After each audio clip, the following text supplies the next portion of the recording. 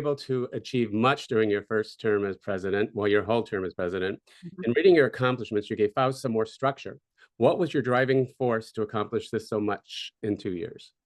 Well, I thought it was such a great idea for an organization, and I was the fifth president, as I recall, so it wasn't an older organization. And I had been a member of FACO for so many years, reorganized the foundation when I was made president of the foundation. And I just thought that FAUSA had such great potential.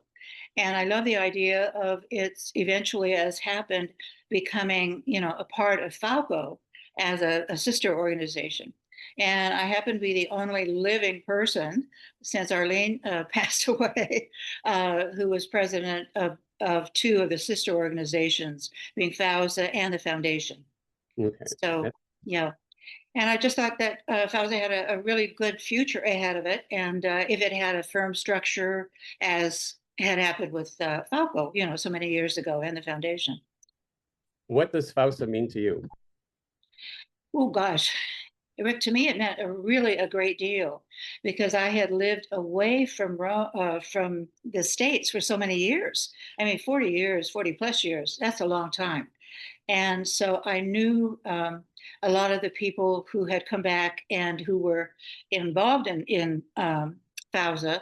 And Mona Garcia had always been one of my best friends abroad. And of course, she wasn't really the founder because actually a member of AWAR had come back, lived in Washington, and the first vestige of FAUSA was actually her card file, and she kept collecting the addresses of people who came back and kept in touch and kept them in touch with each other. And then Mona became involved and did the first FAUSA conference in Washington. Okay. And yeah, so I really depended on those people a great deal that were in my area, or that I could telephone very easily, because we all speak the same language. And it's very hard, as you may know, fitting back into the American culture.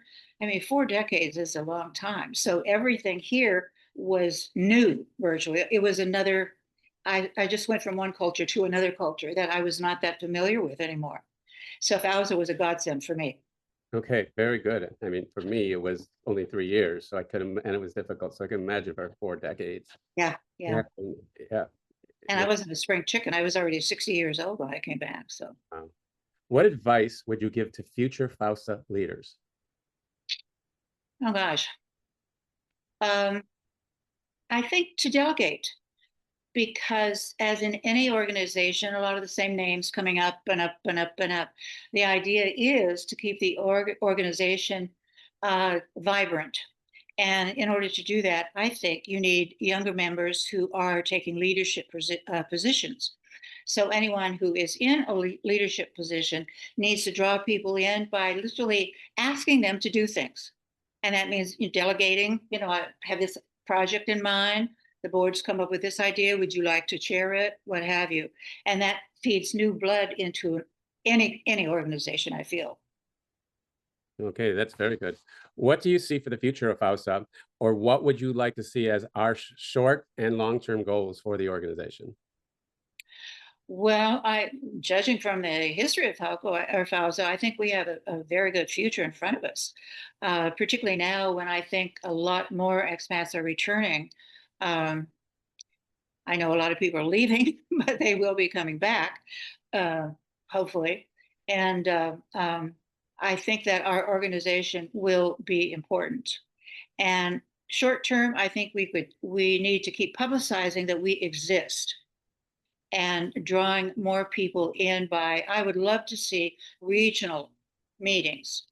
I mean, in my area, there aren't that many people, so we'd be 4 or 5, but that's enough, to keep the enthusiasm going and updated on ourselves, updated on what, the board is doing. Okay, very good. Now, would you like to share a funny or memorable experience that you had while you were in office?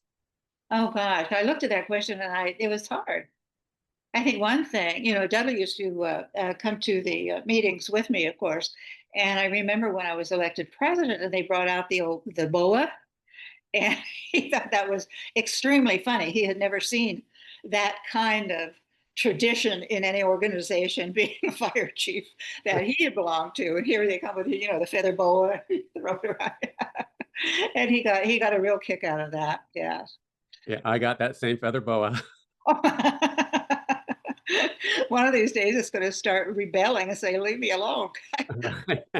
So where was the first? Oh So dear. I'm going to ask you some questions. Okay. Okay. City skyline or countryside view? Do what? Okay, so I'm going to give you two choices and you tell me one which you would like the best. Oh, which way? Oh, okay. I get it. Okay, Skyline. so here we go. City skyline or countryside view? Oh, countryside. Window seat or aisle? Window seat. I like window seats, but usually I sit in the aisle, so I have access to get up and move around. I get stiff. Okay. How about croissant in Paris or gelato in Rome? Actually, because I go to Rome often, a croissant in Paris.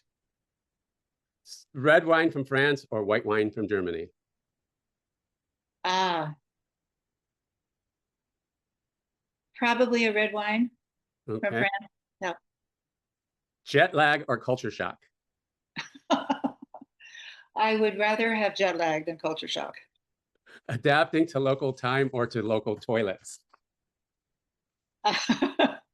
Local time is a lot easier than Japanese toilets, for example, or Turkish. Making local friends or finding expat groups? uh, Both, really. Yeah, I think it's very important to make friends where you land, wherever you end up. Language barriers or grocery store mystery items? Uh, I prefer a grocery store mystery item. Yeah, I'd love to speak every language. I love communicating in other languages. Yeah, that was fun when I moved there to look at something and try to figure out what it was Yes, yeah. on the package. But